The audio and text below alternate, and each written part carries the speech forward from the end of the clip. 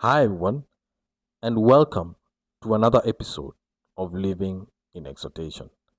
My name is More Mwandwa, and today we're going to be talking about the 2020 formula. Have you heard of it? First off, I have to admit, I'm not a morning person. For the longest time in my life, I managed to get more work done at night than early in the morning. However, I recently read a book called The 5 a.m. Club by Robin Sharma, and for sure, I was intrigued. The book goes out to give wisdom nuggets on how champions succeed, and we learn that it all begins with their morning routine. The emphasis here is that one should start off their day at 5 a.m. because it gives you an edge over many who haven't even thought about lifting up their head from their pillow. The author goes out to mention that there is a formula the super successful use to map out their day. It is called the 20 rule. These are 60 minutes, or rather an hour, that have been subdivided into three portions for the first hour of one's morning when they wake up at 5 a.m. The first 20 minutes represent time to move, the second 20 represent time to reflect, and the last 20 represent time to grow. The move section is more on doing exercises. Having a 20-minute exercise will help in making us alert and the body ready for the day based on the released tension that happens once the exercise is done. For sure, this is not an easy activity to keep up consistently, but once we become accustomed to it, it becomes addictive and our mornings become deflated if we fail to exercise.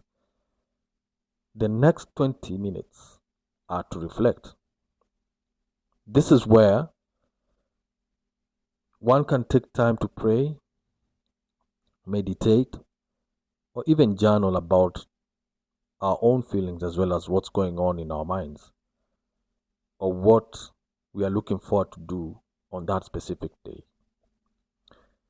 This helps us to get a clear picture of what's important, what's at stake, and the major items for us to achieve at any given day.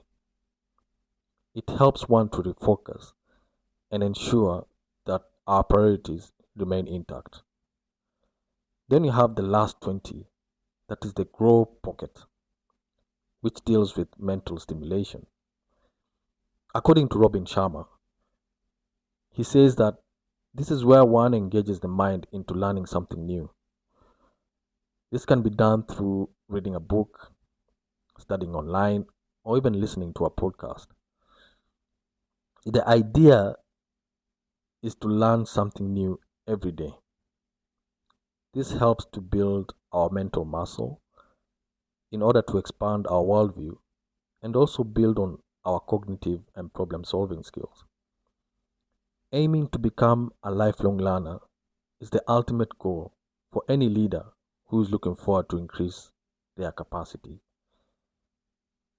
Should this be the order of how we include the three phases? My thoughts are you might as well mix it up and see how that works out for you. Whether you start with the grow pocket first, or the reflect phase, or even the move phase, depends on the individual. Nevertheless, I must say, trying this out initially is rather truly difficult. You might not get into doing it consistently in the beginning, especially if you're not a morning person as I am. Mr. Sharma puts it this way: for one to adopt a new habit, they will have to go through a 66-day habit protocol. This is whereby the first 22 days are referred to as the distraction days, where you are destroying your old habits in order to accommodate your new ones. The next 22 days are the installation days, where now your body as well as your mind is getting the new habit into the system and is at the beginning stage of becoming comfortable with the new way of doing things. The next 22 days are the integration days, where the body is in full gear and accustomed into the habit. So, once you get into the rhythm, you'll find it difficult to stop. It becomes compelling, and you see yourself starting your day fresher, with more vigor and greater determination. Food for thought? I choose to believe so. Thank you so much for listening.